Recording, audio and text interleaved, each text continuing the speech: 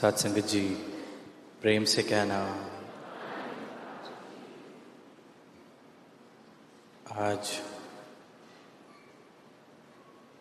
लगभग 1 साल बाद इसी स्थान पर दोबारा आप सबके बीच में इस समागम के रूप में शामिल होने का अवसर मिला है। इस इंटरनेशनल सेंटर के यही वेन्यू लास्ट ईयर जहाँ निरंकारी यूथ सिंपोजियम और फिर नॉर्थ अमेरिका का विशाल समागम, हम सब ने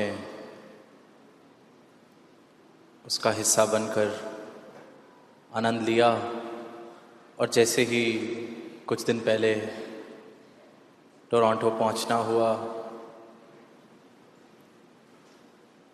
तो सदगुरु माता जी से यही बात हो रही थी कि ऐसे लग ही नहीं रहा कि 1 साल हो भी गया है पिछले साल जो एनवाइस हुआ उसको, और अभी तो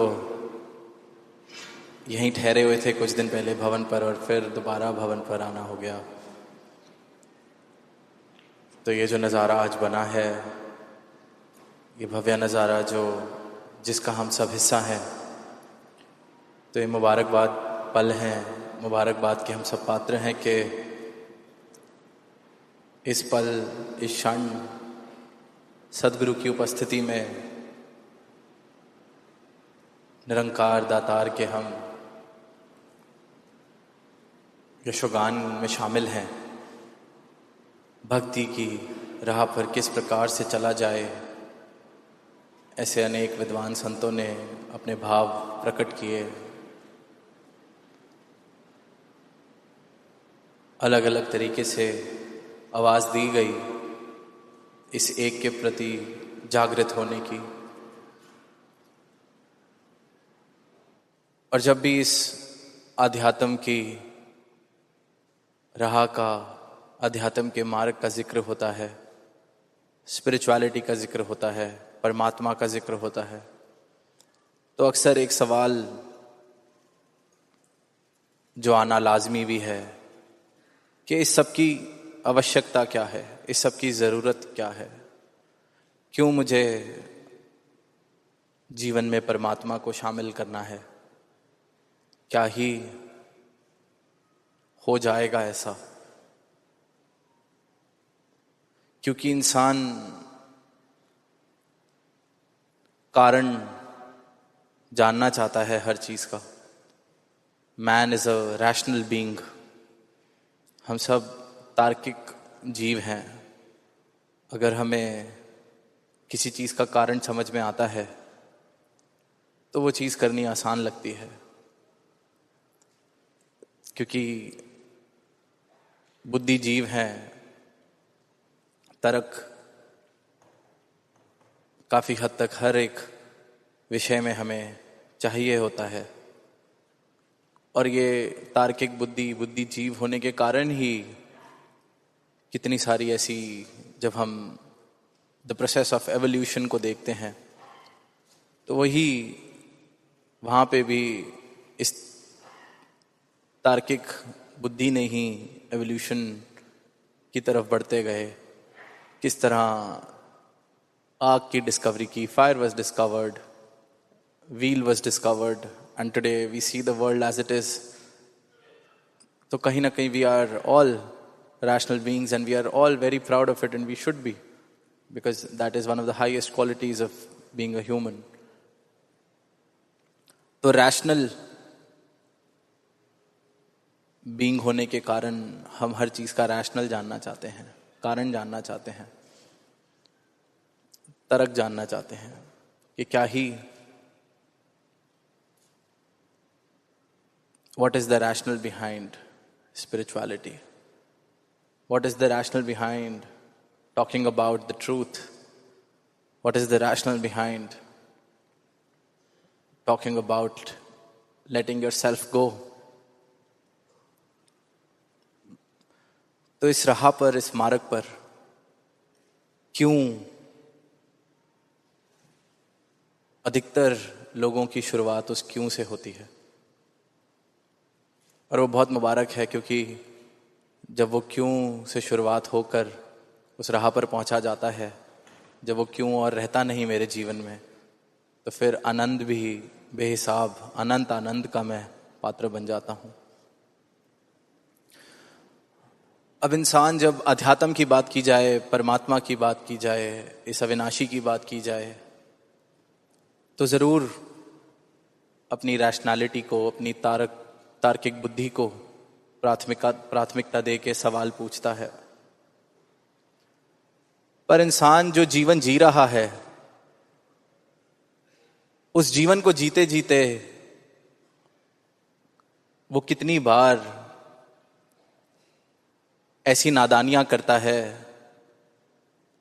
जहां वो अपनी तार्किक बुद्धि से उन नादानियों को देखे तो खुद से ही पूछ बैठेगा कि ये मैंने क्यों किया। अपने जीवन में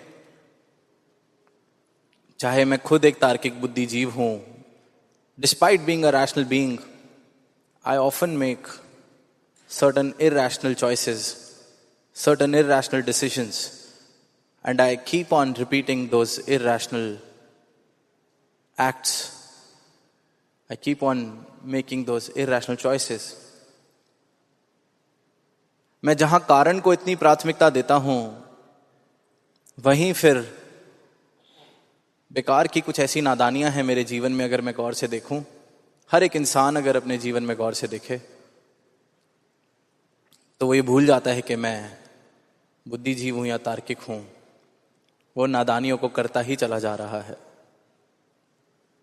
अब ये पता सबको है कि अगर जन्म लिया है तो शरीर की एक यात्रा सीमित है, मौत आनी है। पर जीवन जीते जीते कुछ ऐसे मैं डिसीजंस, चॉइसेस लेता हूं जिनको देख के लगता है कि शायद इस बात से मैं बेखबर हूं कि एक सीमित यात्रा के लिए ये शरीर मुझे मिला है। और अगर रैशनैलिटी की बात की जाए, if I am a rational being, if I am a proud rational being, तो my decisions should be and my life choices should be in sync with the fact that I am not here for ever.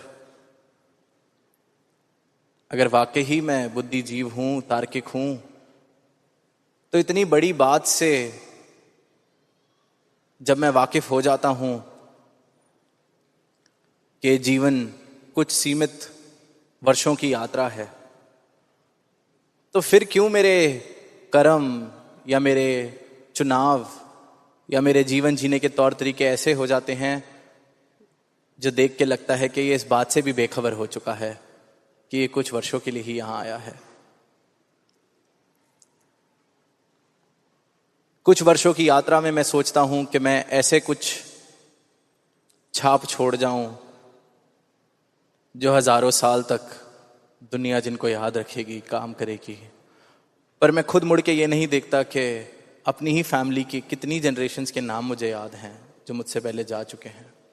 We talk about leaving a legacy, we talk about family names. हम इस दुनिया पर छाप छोड़कर जाना चाहते हैं। कई बार देखते हैं कि इंसान खानदानी दुश्मनियां निभाते निभाते कितने ही ऐसे जनरेशन्स, कितने ही ऐसी पीढ़ियां उस खानदानी दुश्मनी को निभा रही हैं। वहां कहां तर्क चला जाता है इंसान का जब ऐसी नादानियां वो करता है। मुड़ के देखें, अपनी कितनी पीढ़ियों के नाम हमें याद हैं। दादाजी के पहले परदादा जी, उनसे पहले उनके पिताजी, कितने ही नाम मुझे याद हैं, पर खानदानी दुश्मनी मैं निभा रहा हूं। तौर तरीके जो इंसान ने सीख लिए हैं, जात पात के, ऊंचे नीचे के, सिखा गए जो सिखा के जाने वाले थे, उनके नाम मुझे बेशक याद नहीं, पर वो नादानियां मैं दोहराए जा रहा हूं। वहां मेरा तर्क कहां चला जाता है। जीवन में मैं सुखी होना चाह रहा हूं, आनंद प्राप्त करना चाह रहा हूं। सभी इंसान यही चाह रहे हैं। Rational beings, we want to maximise our pleasure and minimise anything which is the opposite of pleasure. पर फिर भी उस प्लेजर को हासिल करने के लिए, उस पीस को हासिल करने के लिए जिन साधनों का मैंने इस्तेमाल किया है, जिन साधनों का मैंने आधार लिया है, उन साधनों से मैं निरंतर ये सीख ले चुका हूं कि ये कुछ समय के लिए तो मेरे काम आते हैं, पर फिर मेरी अवस्था वही, सुकून फिर गायब, आनंद फिर गायब। पर फिर भी मैं उन्हीं साधनों की तरफ दोबारा दौड़ता हूं। वहां मेरा तर्क कहां चला जाता है? देखते हुए, जानते हुए वही गलतियां, वही नादानियां मैं दोहराता जाता हूं। पहले शायद एक अच्छी यूनिवर्सिटी में एडमिशन, मुझे लगा सब कुछ मुझे दे देगा अपने जीवन में जो मैं चाहता हूं। फिर एक अच्छी नौकरी, फिर अच्छा घर, अच्छा परिवार।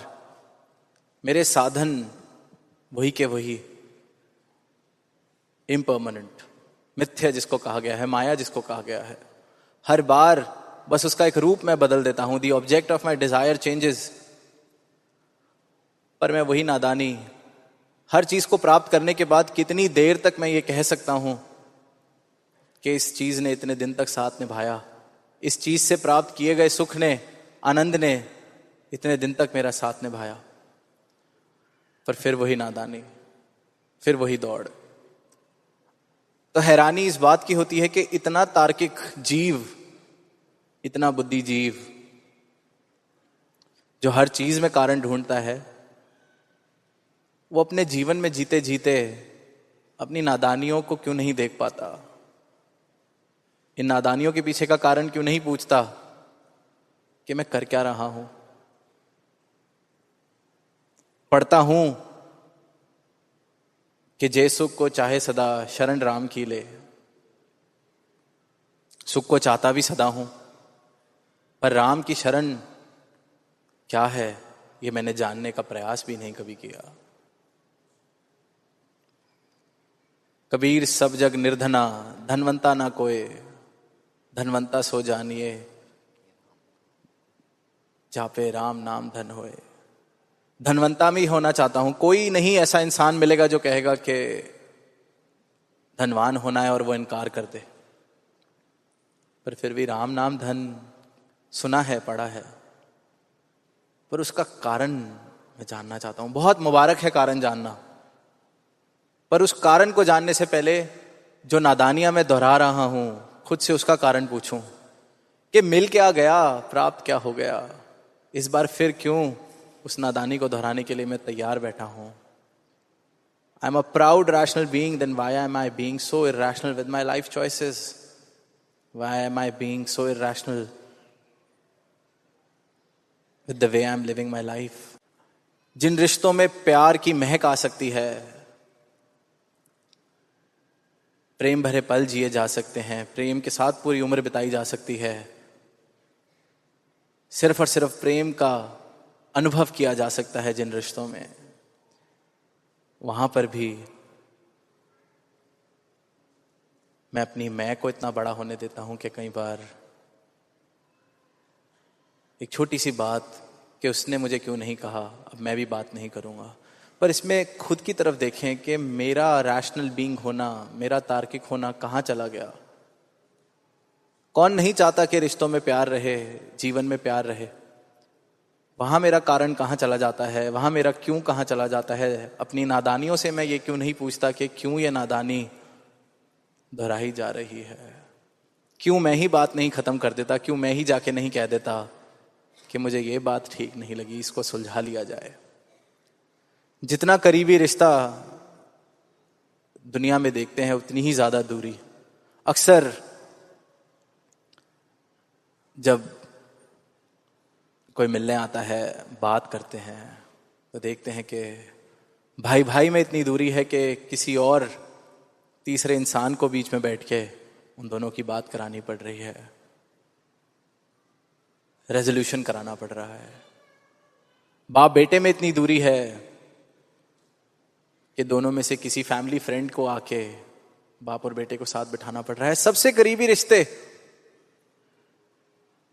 सबसे ज्यादा करीबी रिश्ते, जिन्होंने हमें जन्म दिया, जिनके साथ हमने पूरा जीवन बनाया, उनके साथ भी सीधे मुंह बात करने के लिए सहारा चाहिए कि कोई बाहर से आ जाए। इंसान यहां तक पहुंच गया, उसने कारण क्यों नहीं पूछा कि कारण क्या है।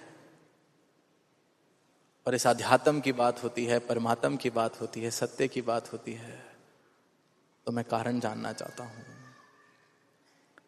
मुबारक है, कारण जानना बिल्कुल मुबारक है, पर दास चाहेगा कि पहले अपनी नादानियों का कारण हम खुद से पूछें कि मैं क्यों कर रहा हूं, क्यों दोहरा रहा हूं, मिल क्या गया है, प्राप्त क्या हो गया है, और क्या ही प्राप्त हो जाएगा। और जिस वक्त अपनी नादानियों को ढूंढ कर, पहचान कर उसका कारण मैंने पूछ लिया, तो ऐसा हो ही नहीं सकता कि मेरे अंदर से सत्य को जानने की जिज्ञासा या पुकार ना आए। क्योंकि मैं देख लूंगा कि मेरा सारा का सारा जीवन, जिन चीजों पर मैंने आस लगाई है, जिन चीजों के भरोसे मैं जीवन को सुंदर बनाना चाह रहा हूं, वो सब का सब नश्वर है, इम्परमानेंट है। जब मैं ये देख लूंगा, जान लूंगा, मान लूंगा कि नश्वर के भरोसे इस जीवन को सुंदर बनाने की मैं कोशिश कर रहा हूं, नश्वर के आधार पर सुकून प्राप्त करने की मैं कोशिश कर रहा हूं, जिस दिन इस चीज को वाकई देख लिया और पूछ लिया मैं कर क्या रहा हूं, तो उस दिन ऐसा हो ही नहीं सकता कि मेरे रोम रोम से शाश्वत की पुकार ना जाए, मेरे अंदर से शाश्वत की मांग ना आए कि देख लिया नश्वर के भरोसे जीवन का क्या हाल है, पर नश्वर को छोड़ के जाना कहाँ है, क्या वो शाश्वत वाकई प्राप्त हो सकता है।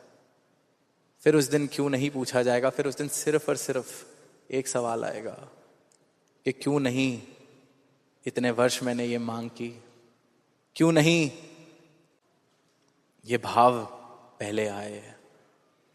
पर फिर उस दिन इस क्यों नहीं में नहीं उलझ जाना, हाँ, कहीं उस वक्त उस क्यों नहीं में उलझ कर फिर कुछ और समय गवा दिया जाए।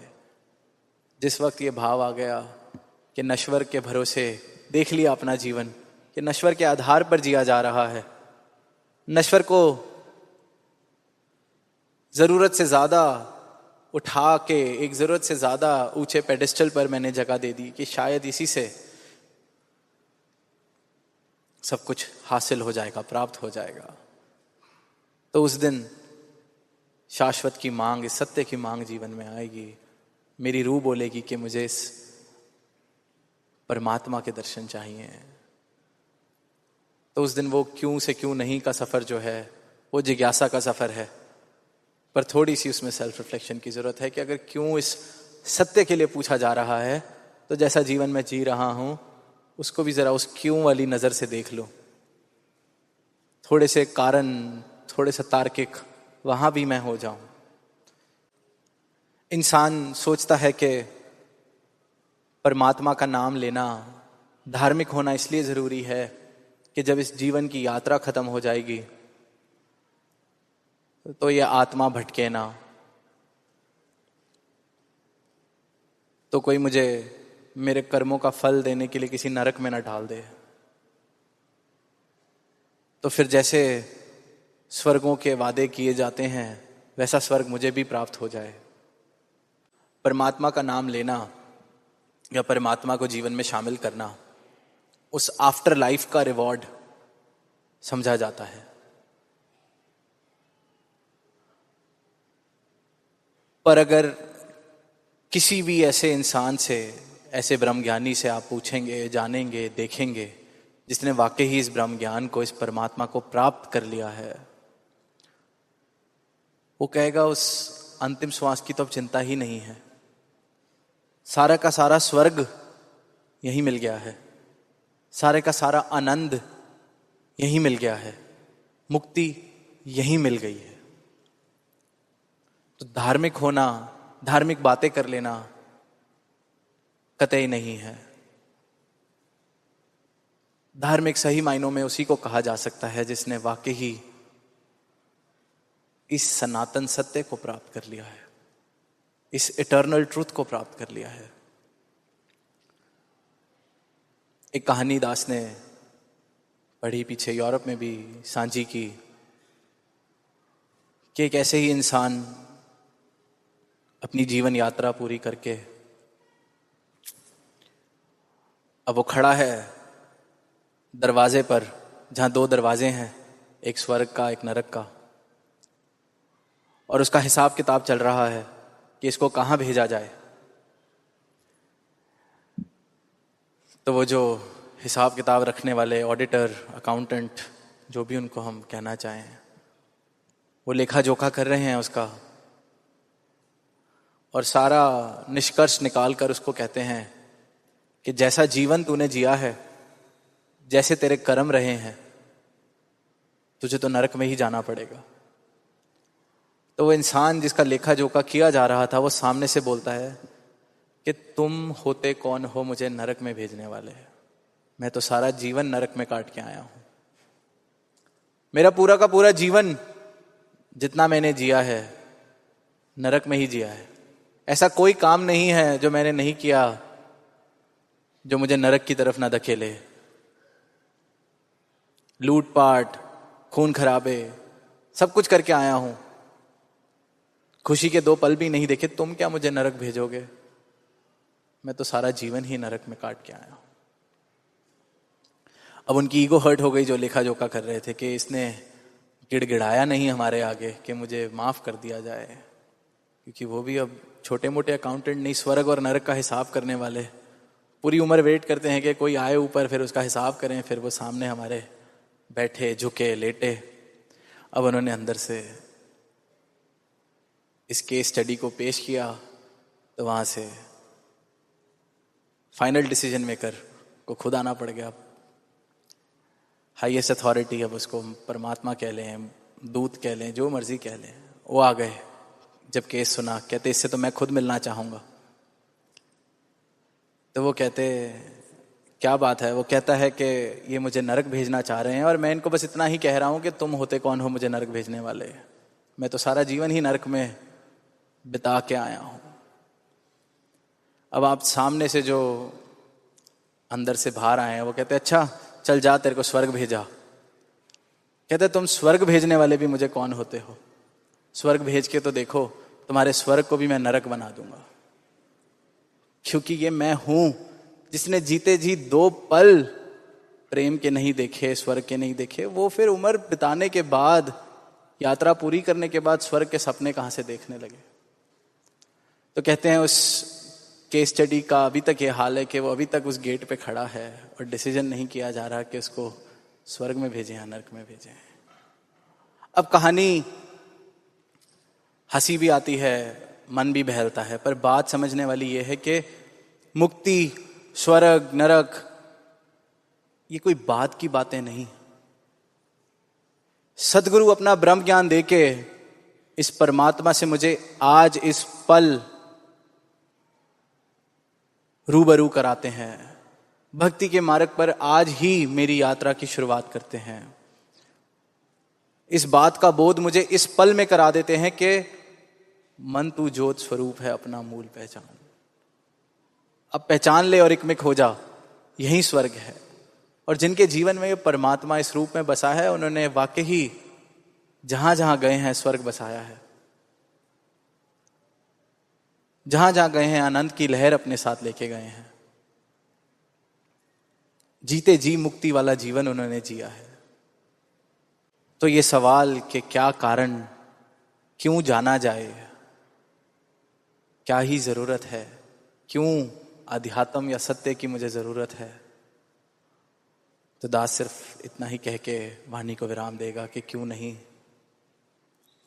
नहीं आज ही मुक्त हो जाएं, क्यों नहीं इसी पल में स्वर्ग में वास ले लें, क्यों नहीं इसी पल में अपने जीवन को प्रेम की खुशबू से महका लें, क्यों नहीं सही मायनों में इस जीवन को संवार लें। प्रेम से कहना, आनंद।